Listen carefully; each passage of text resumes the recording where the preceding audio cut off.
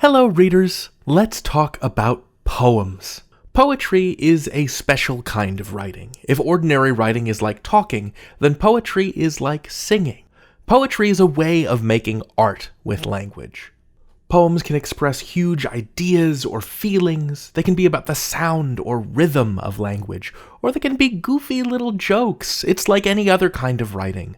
Poems can be about everything, or they can be about nothing at all. They can be funny, or sad, or sweet. They can rhyme. They can very much not rhyme. And all of that is, in my opinion, absolutely wonderful. I think of some poems as condensed ideas. They contain a lot of ideas in small amounts of text, so every word matters a lot. Those are little light bulbs representing ideas. So I'm going to look at a couple of poems today in order to describe some parts of a poem. Let's begin with the poem Cat by Marilyn Singer. It goes like this. Cat. I prefer warm fur, a perfect fire to lie beside, a cozy lap where I can nap, an empty chair when she's not there. I want heat on my feet, on my nose, on my hide. No cat I remember dislikes December inside. So the person who wrote this poem, Marilyn Singer, is the poet.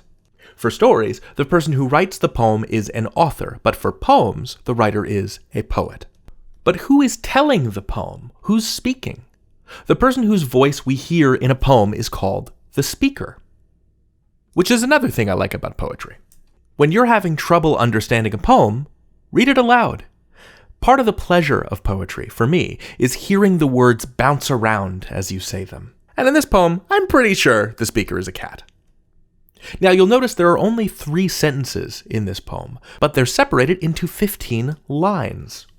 You can see these lines have anywhere from 1 to 4 words in them. Lines can be as long or as short as a poet likes. But here the poet is creating these line breaks to indicate pauses and rhythms.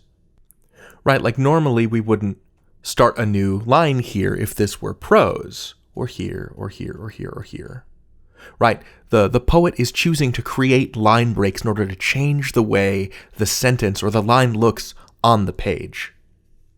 Poetry is not just about how it sounds, sometimes it's about how it looks as it's written. Now, in addition, the poet is also using spaces to scoot these 3 phrases over, as well as this word, inside. The words themselves are scooted in. They're curled up and feeling cozy, like a cat by a fire in the middle of December. You'll also notice that some, but not all, of the lines rhyme with each other. And let's take a moment to think for a second, what is rhyming, really? One way to think about it is when the ending sound of a word matches the other ending sound of a word, like lap and nap, or when a bunch of sounds match each other throughout a pair of words, like remember and December. I want to be super clear about this part because I was already out of high school before I learned this thing, but poems don't have to rhyme. They can, but they definitely don't have to. I have one more poem part to describe to you, and to do it, I want to use Billy Collins' poem, Litany, which sounds like a fancy poem at first, but then becomes much more conversational. I'll end by reading the first 3 stanzas, which are these paragraph-looking things. Not all poems are broken into stanzas, but this one is. So, those are some parts of the poem. To review, a poet writes lines. The place where each line ends is called a line break, and a group of lines together in a paragraph is called a stanza. The voice that tells us the poem's narrator, is called the speaker. Some poems rhyme, others don't. Cool. Here's a snippet of Litany by Billy Collins.